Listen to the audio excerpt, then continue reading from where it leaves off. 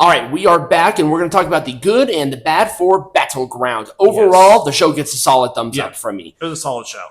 For the goods, Ruca and Kelani Jordynne's match was freaking great. Yeah. This was my match of the night. This one was so good. I guess that maybe my expectations weren't necessarily the highest because they're still fairly inexperienced, but at the same time, they crushed it on this stage. They did a great job.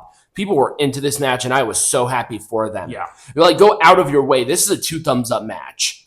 1,000%. The story with the D'Angelos and Lorenzo is awesome. Yeah. They incorporated the package really well into it. People responded well to it. It's not silly. It's believable. It's fresh. It's different from something that we have seen 1,000 times. Yeah. Like the mobster Italian organized crime shtick has been around for decades, but this just seems so different. It's so fresh. It's great.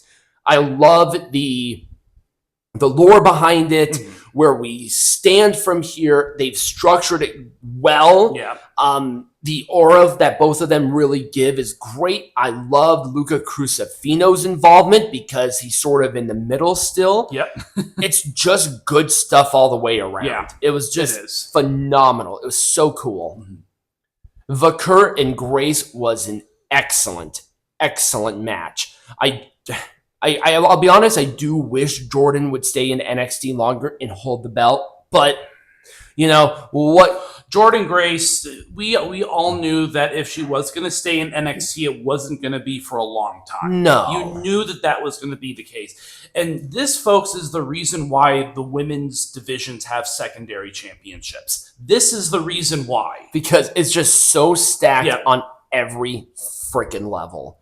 It's just wonderful. Yeah. And it's really good stuff. Femi and Borne exceeded my expectations. Yes, it did.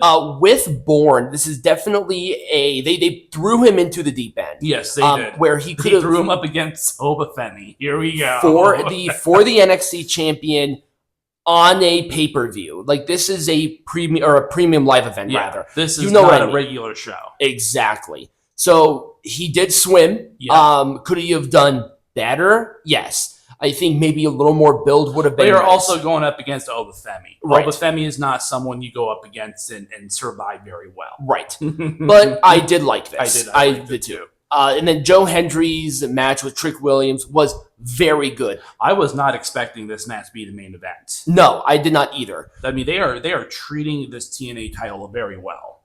They're not only treating it really well, but they're treating the relationship very well. Yes, they're treating it with a modicum of respect. Yeah. That is not something that you see, but again, you got to think about who's at the helm. They understand good business, and this is good business. Everybody is thriving. Now, if the relationship was not going well, if TNA had low ratings or WWE was just dominating every aspect of TNA as a program, I probably would say something different because I'm unbiased. But based on everything I've seen, the record numbers, the attendance, how they've done it, it's all been a net positive. Yeah. So that's why I put this as a positive. And even with such a great show, there were a couple of negatives. Not a lot, but there were a couple. There were a few.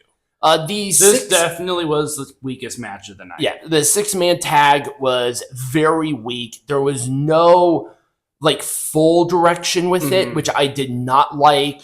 It didn't get out of second gear for me. It was very forgettable.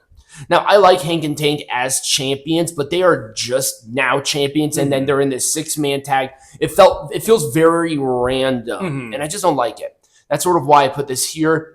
And then finally, the Ricky Starks segment was lame. It was kind of weird to put something. You shouldn't put stuff like that into a pay-per-view. Yeah, that's just not something. This is not what you do for pay-per-view. Right. If you want to do something like this, do it as a backstage segment, and I wouldn't have had so much of a problem. No. I wonder if they did this to test Ricky Starks in a main roster capacity, because this was the set and everything for that Saturday night's main event. It was the same weekend. Yeah. So this is a different audience. How would he do in this situation? Right. And then he drops the title Which indicates that, yes, they're like, okay, we'll bring them up to main roster. Exactly. So just kind of a double-edged sword when it came to this, where they tested it, and it's like, well, did the test really work? Did it hurt the show? Did it hurt the show? Kind of. It kind of hurt momentum. Yeah, definitely hurt momentum. Now, if they did this right after the 6-man tag, maybe I would have been a little more positive to it, but that's just sort of there. That was really Battleground. Not too many matches, not too many negatives. Solid show, full thumbs up. Now, when we come back, we're going to talk about Double or Nothing.